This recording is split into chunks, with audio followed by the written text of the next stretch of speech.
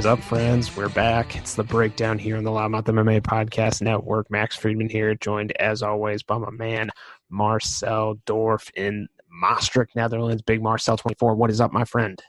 What's up? Everything all right, man. A little bit tired, but yeah. Lots of fight announcements, man. So pretty busy. And Staying busy over there at MMA DNA with the big announcements today. Yeah, man. So yeah, all good. How are you doing, man?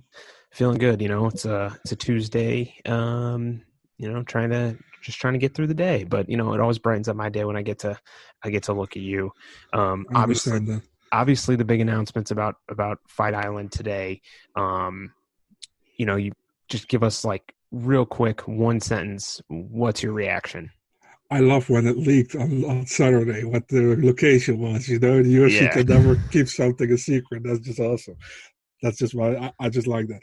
But yeah, it's okay, man. I mean, something to look forward to. Some good fights. I think well-deserved fight for Burns. I mean, I understand people wanted to see Masvidal, but I really don't understand the Edwards thing. I'm sorry, man. I mean, Edwards is a great fighter, but COVID fucked him, man. That's simply as it is. And Burns is more deserving of as Edwards at this moment. So I'm cool with that. You have what's that? Max Holloway against Volkanovski. Mm-hmm. It was a fight where we were expecting, so there's nothing bad there. Max has been a long-time champ, so I'm cool with that as well.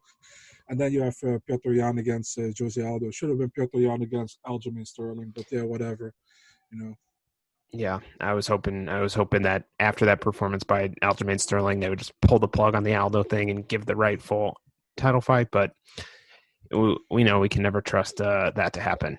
Mm-hmm. But we got a fight card this weekend, much to the dismay of some fight fans just not appreciating the fight card. But if you don't want to watch it, don't watch it. That's how I see it. Sound like Dana now. Hey, I'm excited about it. It's a night of fights. What's not to be excited about? But anyways, Okay. Big event this past weekend, UFC 250. The favorites went 9-3 on the card. It was a good night for you, Big Marcel, taking the crown at 8-4. I went 7-5. We had so many different picks that we ended up pretty close on the night. We did both hit a bonus with Sugar Sean O'Malley. You actually hit two bonuses with Cody Garbrandt, so nicely done. Both missed on our underdog, though. Tony Martin and Rafael Sunsao both coming up short. Rocco Martin, I should say, although many believe he won rounds 1 and 2 in that fight. And then we both got our locks correctly. So standings as it is, 93-57 for you, 86-64 for me, man. Building some distance. I need to catch up. 9 bonuses for you, 6 for me, 9 underdogs versus my 6 out of 13. And then you have 9 out of 13 locks. I'm the only category I lead right now, 11 out of 13 locks. So time to get things going here for me. Real quick before we jump into this weekend's event, favorite moments from UFC 250, what stood out in your mind? Alex Perez, leg kicks against UCA Formiga. And I love that he got the bonus. I think it's very well deserved. Some people saying like, oh, Formiga was injured. Yeah, why do you think he was injured? I mean, why do you think? That's like the Tyron Woodley, Carlos Condit thing from 2014 or 15, whenever that was. Yeah, but that was a great performance. Aljamain Sterling, Corey Sandhagen. What can you say about it? He will come on the ass of Petr Yan, right? So that was a great what he said. He made a T-shirt about it now, by the way. But they have Cody Garbrandt, sick KO, and one more missing, Sean O'Malley with a very very great knockout walkaway punch. What he did. Only thing what I was bothered with, and I tweeted about it, got some backlash, and also got some people who agree with me, was the commentary team with DC and Joe Rogan. They really shouldn't put those two together, man. I mean, it's just annoying at some point. I see you laughing over there, but they were absolutely sucking Cody off the whole damn time he was fighting against Asuncao. I think Asuncao got the first round, and they are like, oh, Cody looks better than ever. Cody looked great in the second round, definitely. But I don't like that. And then they had to talk crap on Cyborg to praise Nunez the whole damn time. And just annoying to me, man. Well, we'll see who's calling the action this weekend. As we Definitely not Joe Rogan and DC. Yeah, because it's not going to be them. Big ones. But UFC on ESPN Plus 30 comes at you on Saturday from the UFC Apex. Got a fairly full card, so let's get things going. Bout order courtesy of our good friend MMA Form Guide, who, of course, when there's a last-minute change, he's right there to make the adjustment. So shout out to our good friend MMA Forum Guide. Follow him on Twitter. Find out the fight times for your region. Anthony Ivy, Christian Aguilera. This fight is at welterweight. IVV minus 195. Favorite Aguilera plus 160. Quite the week last week for Anthony Ivy. Signs the short notice replacement at middleweight against Gerald Meerschaert. And after the cornerman of Ian Heinisch had a false positive COVID test, but that issue got resolved. And I'm glad to see that they kept him on the roster and not just, let him go after the fight didn't materialize. He gets rebooked ASAP, and here we go, this time down at 170, though, so probably wasn't prepared to cut weight. Now he does. Aquaman, 8-2. He is 30. He is out of San Antonio. I believe he trains with Alex Hernandez on that team. He's on a 5-fight win streak. He was both the Fury FC and WXC welterweight champion. Very impressive last 3 fights. He's beaten fighters with a combined 21-4 record, and one of those wins was an avenge of one of his 2 professional defeats.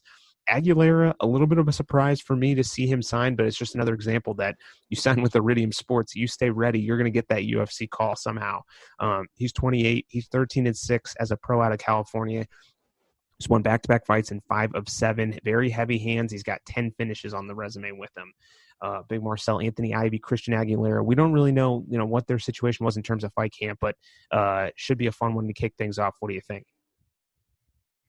First of all, when I posted that fight announcement, people were like, he is beautiful. No matter what they say, words can't bring him down. If you know what I mean. So do you know what I mean? Because your face looks really like what the hell is talking about. Yeah. I mean, I know the song, but I can't think of the connection there. It's from Christina Aguilera, man. Oh, got it. Yeah. Christian. And its full name is Christian Aguilera. Yeah. Yeah. Hey, if I'm thinking of a Christina Aguilera song, I'm going Genie in the Bottle all day. Yeah, that's a great song indeed. I agree. Man, I don't have too much info about these 2 guys. You pretty much said it all. I'm taking Anthony Ivy in this one via unanimous decision. Yeah, me too. And the headliner of the early prelims is a featherweight fight between Jordan Griffin and Derek Minner. Griffin minus 165, Minner plus 145. And because I talked too much on the last fight, I'm going to let Big Marcel lead things off here. So we got Jordan Griffin. He trains at Rufus Sport. He came into the UFC via the Dana White Contender Series. Win against Maurice Mitchell. After that, 2 losses, one against Dan Ige, which was a pretty close fight, I think, and then against Chas Kelly. But recently, one against TJ Brown via guillotine choke, which gave him the performance of the night bonus. Now taking on Darren Minner. Nothing against the dude, but I don't think he's real UFC material. He lost to Herbert Burns in the Contender Series. Won 2 fights in the regional scene. One against Terrence McKinney, which was also in the Dana White Contender Series. And he lost a short notice fight against Grant Dawson in February. Overall, I think Jordan Griffin is the much more complete fighter. I think Darren Minner maybe can land a hard shot in the beginning of the fight, but I see Jordan Griffin pretty much submitting him in the second round. So I'm taking Jordan Griffin here. Native Psycho. Yeah, great nickname. That was a come-from-behind submission win over TJ Brown. He might have saved his UFC roster spot with that performance. Yeah. Minner, he's a fast starter. We saw him against Herbert Burns, fast start, but yeah, I'm with you. I think he might be in that situation where he goes 0-2 and he's out of the UFC, but really in a matter of 3-4 months, since his February debut. I'll take Griffin here, but I'll go decision. But I have not been all that impressed with Jordan Griffin thus far in the UFC, so I'm looking forward to hopefully seeing a better performance out of him. We go to the prelims here, and we start things off at flyweight between 2 flyweights who are not ranked. Tyson Nam, minus 105. Ryan Benoit, minus 115. Babyface Benoit's been in the UFC since 2013, but only 7 fights. That is a 3-4 record. He comes into this one off a loss to Haley Alatang in December. He is 30, training primarily at Saxon Janjira Muay Thai. I don't believe he does work at Fortis, but he is out of the Dallas MMA area. Nam, meanwhile, is 36. He is 18-11 as a pro, 0-2 in the UFC, dropping decisions to Sergio Pettis and Kai Kara France, but a lot of people think he was robbed in that fight against Kara France. Marcel, Nam, Benoit kicking off the prelims. How do you see this one going? Yeah, so this is a weird fight to pick, pretty much, to be honest. I mean, Ryan Benoit of Benoit, I never know how to say it. He went to bantamweight, man. I think he was supposed to stay there, but he's back at flyweight again, now taking on Tyson Nam. Um, yeah, I don't know, man. I've never been really impressed by Ryan Benoit for some reason. I mean, he has that Sergio Pettis win, right? But overall, he won against Freddie Serrano in a fight I think he lost, Oh, and Profe. yeah, and he had kicked Ashkan Mokhtarian. So Tyson Nam, 2 losses, one on short notice against Sergio Pettis, a unanimous decision, and one against Kai Kara France. I think Tyson Nam picks up his first win here. I think he knocks Benoit out in the first or second round. Yeah, so I've never been high on Benoit. That win over Sergio Pettis, I mean, he kind of got the Hail Mary last at the end of the third round, but hey, he won the fight. So he's been pretty subpar, if you ask me. I'm going Nam too. I think it's a very clear win for him. TKO second round as well. All right. Well, we are officially off to 3 identical picks to kick things off. Not sure how this is going. It will be 4 now, I think. Bantamweights on deck on the women's side. Gina Danger Mazzani taking on Julia Avila. Is it Avila or Avila? It's Avila. I have no idea. Yeah. I just say Avila all the time. Yeah, minus 485. It just throws me off because Chris Avila, the former UFC fighter, friend of Nate Diaz, Gina Mazzani is plus 385 in the betting line. The Raging Panda Avila out of Oklahoma City, 7-1. She is 7-1 as a pro. Her lone pro loss was actually an injury stoppage. She has won 3 straight, including that UFC debut over Pani Kianzad. This was the 4th attempt at booking a matchup with Melissa Gatto, but once again falls through. This thing has worse luck than Khabib Tony. Welcome back to the UFC, Gina Mazzani. She is 6-3. She is 31 out of Extreme Couture, Vegas based, so it made sense that she's kind of that short notice replacement. Went 1-3 with the promotion 2017 to 2019. Once released, though, picks up a win over 44-year-old Valerie Barney, who had not competed in 9 years. And are you ready for it, Marcel? Are you ready? Yeah. And outside the cage, she is in a relationship with UFC flyweight Tim Elliott, formerly dated MMA comedian Adam Hunter at MMA Roasted. So interesting mix of relationship history there for Gina Danger Mazzani. And that is your TMZ update of the breakdown episode. Marcel, how does the fight play out? Thank you for that, Perez Hilton. So we're now going... I think that's funny. Okay, thank you. I appreciate that. Normally, he keeps a very one-sided face. He's not laughing at all, but now he's laughing. So, okay, Perez, keeping you Perez in. So, I like how you're able to make American pop culture references. It's very impressive because if you were to do the same thing, I'd have no idea who the Dutch equivalent would be. I can't tell you, but you really don't want to know it. So, we have Julia Avila. She was supposed to fight, like you said, it was Cara Rosa 4 times, but it fell through.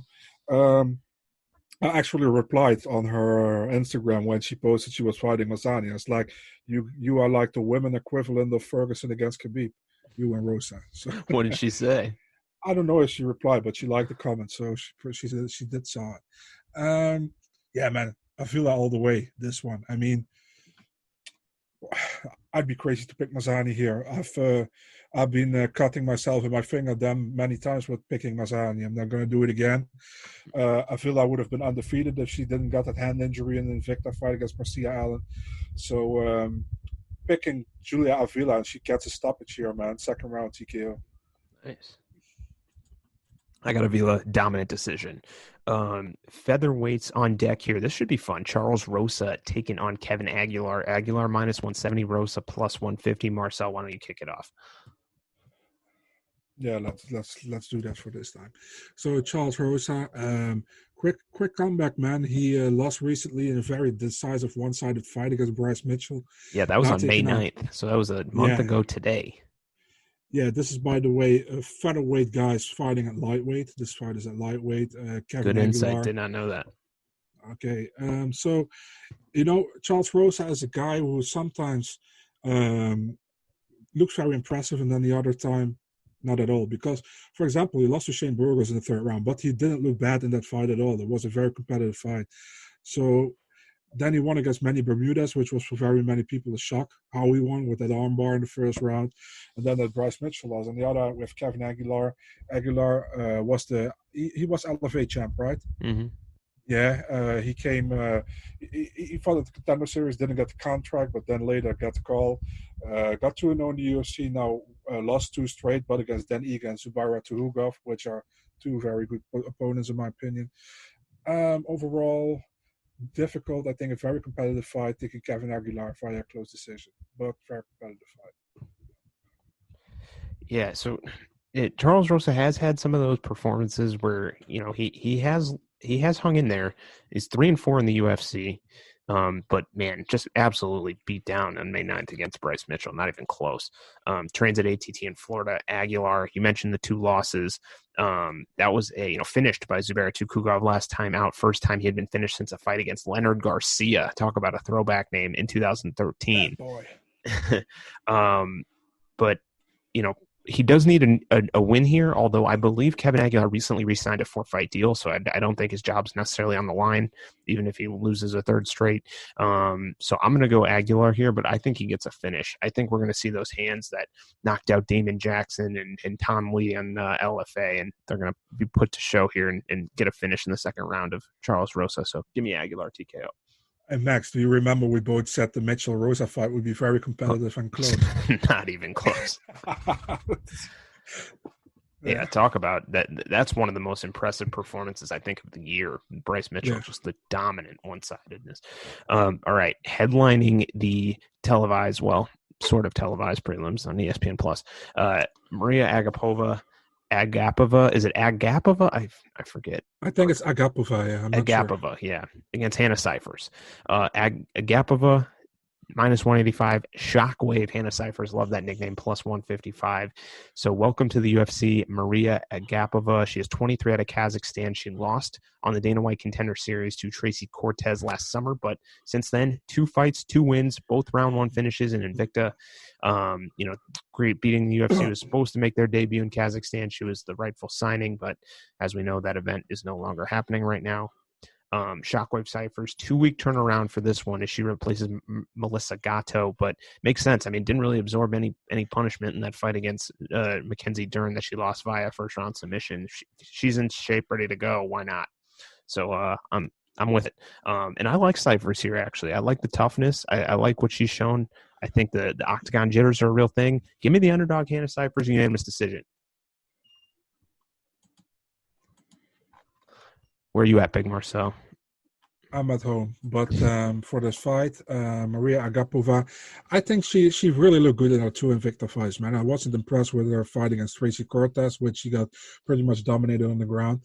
Hannah Cyphers, like you said, she lost to Mackenzie Dern, didn't get too much damage. Let's see how Agapova comes back after that. She had a car accident, right? Yeah. She got, it's the first time since a car accident. Man, but for example, if you looked at both fighters, Agapova is huge in comparison to Cyphers. She's like 5'6", and Cyphers like 5 feet. So I don't know, man. I thought it's a 50-50 coin flip for me. I'm taking Agapova, but I'm not sure. I'm taking her via decision. But I see Agapova winning this one, honestly. Main card time. Flyweights getting some love for the main card. The number 13 ranked Jordan Espinosa is the -155 favorite against Mark the Bumblebee De La Rosa at +135. So we'll start with De La Rosa, the Bumblebee, 11-4 as a pro, 2-4 in the UFC, and has lost 3 straight, most recently getting knocked out by Raulian Paiva in February, a fight Big Marcel and I pretty much picked on the spot. Could be on the hot seat here, though. Another loss, he could be out of the UFC, but at the end of the day, he's going home to a beautiful woman in Montana, De La Rosa, so life's not so bad. Espinosa, meanwhile, not fared well in the UFC 1-2. He's lost back-to-back first-round submissions. Was slated to meet Jalgas Zhumagulov in Kazakhstan, but that is no longer happening, so now he draws De La Rosa in Vegas. Marcel, I've picked Espinosa in all 3 of his UFC appearances, and only 1, 2. So I'm always hesitant to pick him, but what do you think? By the way, it's good to say this fight is at bantamweight and not a flyweight. So that's also a thing. 50-50 fight again, man. This is a fight very hard to pick. Listen, I always tell people, the first guy you think is going to win, pick that one and don't change. And I sometimes I still change because I'm an idiot and it always bites me back. Espinosa, split decision. And I'm not saying that it should be a split decision. I think it's going to be a split decision. There's a difference between it should be a split decision or you think it will be a split decision. Please, people, keep it in mind. Espinosa's TKO for me. Okay. I think he's gonna finally put that nice striking we saw on display on the 2 Contender Series appearances and get it done. All right, featherweight. This one is at featherweight, correct, Marcel? This is not one of those featherweight guys fighting at lightweight. Charles Jourdain taking on Andre Touchy-Fili. Fili minus 225. Charles Jourdain at plus 185. Fili 20-7 as a pro, 8-6 in the UFC since 2013. Has flirted in the rankings before, but not at this moment. As we know, he comes to us from Team Alpha Male, comes into this one off a loss to Sadiq Youssef. Air Jourdain, 24 years old, Canadian. I'm excited to hear Marcel do it because he probably does it better than me. 10-2 as a pro, 1-1 in the UFC, and coming off a massive knockout win over Doo Ho Choi in December on the road in Korea as a plus 300 underdog. Riding a lot of momentum, gets a bigger fight here. Marcel Fili, the favorite according to Vegas. Who is his opponent, and what do you think is going to happen? So you want me to say it? Charles R. Jourdain fighting Andre Fili. Andre Fili, he's a pretty complete fighter in my opinion, man. He's good on the ground. He's good stand-up, but he had also some bad luck, man, with some split decisions, which didn't went his way. But we also have to say when he really fights tougher competition like Calvin Kattar, who defeated him in his debut, right? Calvin Kattar. Short notice, plus 300 underdog, and Kattar made it look easy. Yeah, so we have to take that in mind as well. But Charles Jourdain, I don't see him as a future contender or anything, man. I think it was really good what he showed against Doo Ho Choi, but his Desmond Green fight wasn't that great in my opinion. Give me Andre Fili via TKO in the second round. I did love Air Jourdain's celebration dance after he knocked out Doo Ho Choi. I thought that was fantastic. But he's tough. We know he's got knockout power. He showed it. But activity and durability of Andre Fili is going to be too much. I got Fili by a decision. Okay. This next fight here at bantamweight, Ray Borg taking on Merab Dvalishvili. Dvalishvili, a very sizable minus 400 favorite. He started, I think, minus 275. So a lot of money coming in on Merab. Ray Borg, the Taz Mexican Devil, at plus 325. And I can get used to this notion of Ray Borg fighting more consistently. Here he is a month after taking that unanimous decision loss to Ricky Simon, where he was just basically overpowered by a very large bantamweight. Prior to that, he had won back-to-back fights. Merab Dvalishvili, high-octane fighter. You know what? I'm not even going to say the rest of the details because I know Marcel has his trademark line he likes to use about Merab Dvalishvili, so I'll let him take it away. So, yeah, Merab Dvalishvili, great fighter, man. I mean, looked impressive in all his UFC fights so far. Should have been 5-0 in the UFC. I say it all the time. Got robbed in his UFC debut against Frankie Science. Then he got robbed against Ricky Simon of a decision win. Then he won against Tyrion Ware, Brad Katona, and Casey Kenny. Very impressive, those last 2 wins. I think Katona is not in the UFC anymore, but he's a good fighter as well. And Casey Kenny, very impressive. We saw what he did to Louis Smolka. Then we have Ray Borg, former flyweight title contender, title fighter, actually. He lost to Demetrius Johnson, but who did it? Recently lost a split decision in a very fun fight against Ricky Simon, which could have been fight of the night, in my opinion. Before that, wins against Rogerio Bontorin and Gabriel Silva. Overall, I think will be a fun scrap, but I think Dvalishvili is too big and too strong for Ray Borg. I think Borg should go back to flyweight and try to make that weight, man, because he would be a force there. I don't see him really being a force in bantamweight, to be honest. Give me Merab Dvalishvili with a new takedown record and a unanimous decision win. Yeah, Marab, I mean, you know the book. He's pressuring nonstop. He's a terrific wrestler, terrific grappler. Borg showed some really nice hands in that fight against Ricky Simone, and he's a good scrambler. That's kind of his go-to. But I don't know if he's had a big fight camp for this one. You're right; he should be at flyweight. Whether that's up to him or not, we'll see because he has missed it many times. But you say go with your first instinct. I've thought back and forth, but I'm going to go Dvalishvili as well. Decision.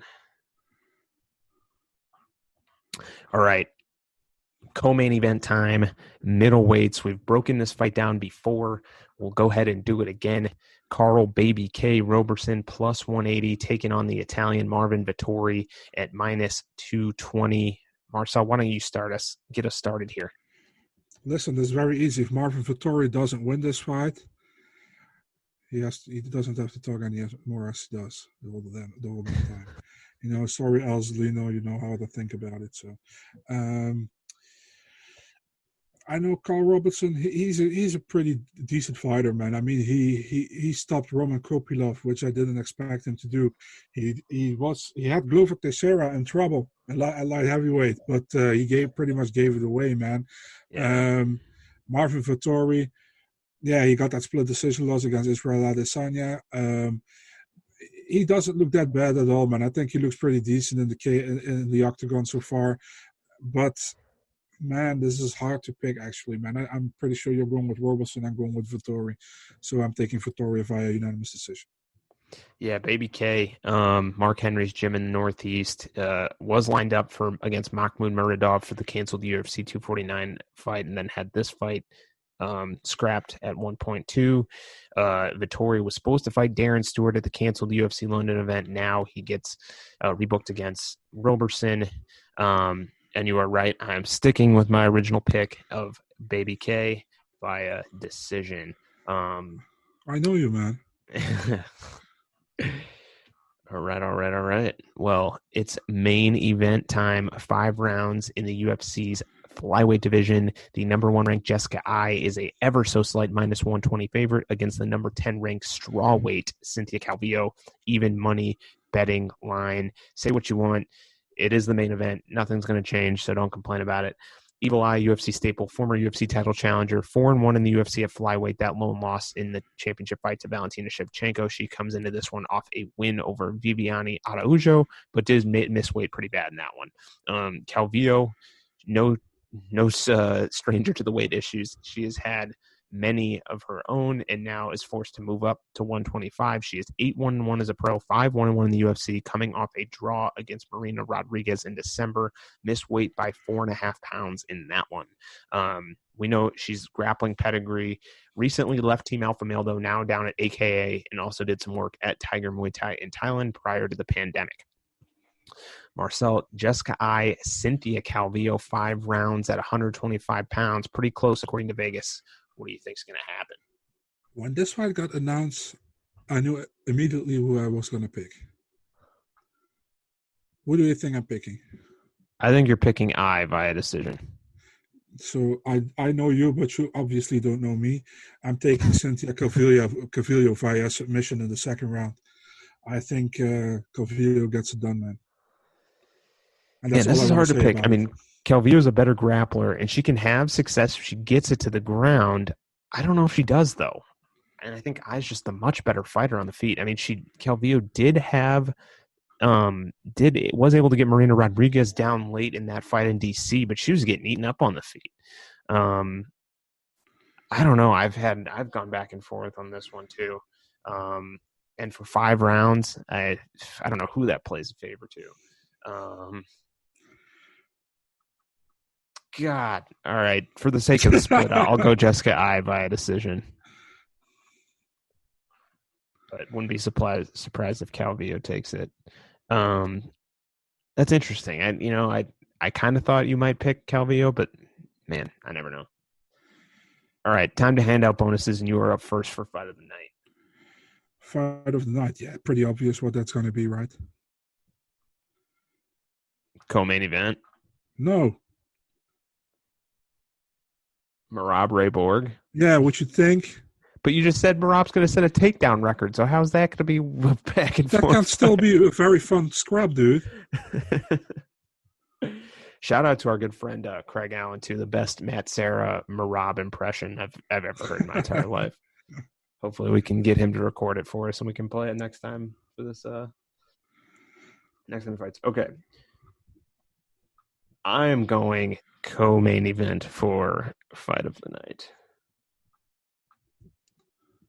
All right. Performance of the Night bonuses for me are going to go out to Jordan Espinosa and Tyson Nam.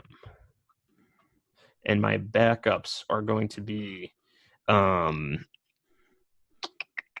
Aguilar and Anthony Ivy. Give us your performance of the night bonus winners, Marcel. Yeah, obviously, Cynthia Calvillo. Tyson Nam. Okay. And backups? Now we're going with Andre Fili and Cynthia Calvillo. We're going with backups, Tyson Nam. And so you're changing. You're taking out Nam. He's off. He's back. He's on the depth chart now. All right, he's got on it. the depth chart. Yeah, exactly. And Anthony Ivy. Okay. You're up first for underdog. And your options are Tyson Nam or Calvillo. I think I'm taking Tyson Nam. All right. I am going Tyson Nam as well. And lock of the night for me is going out to Julia Vila. Who are you going with? Who I have? I can pick whatever I want. So yeah, it's a lock. Yeah. Well, I should take. Yeah, I'm also going Julia Avila. Why would I do stupid? Why would I do stupid? Great line. All right, let's recap and get out of here. Anthony Ivy, both have him over Christian Aguilera.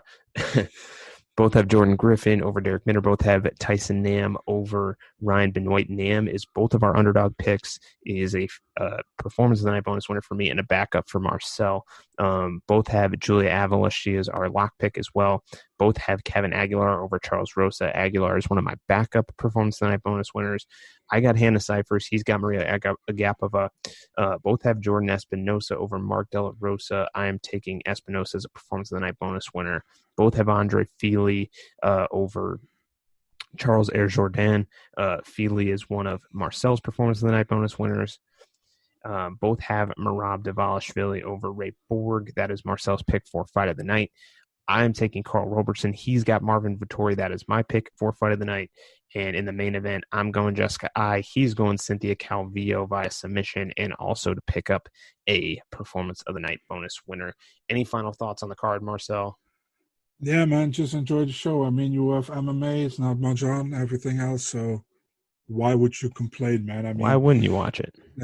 Yeah, I saw even some journalists complain on Twitter. I was like, okay.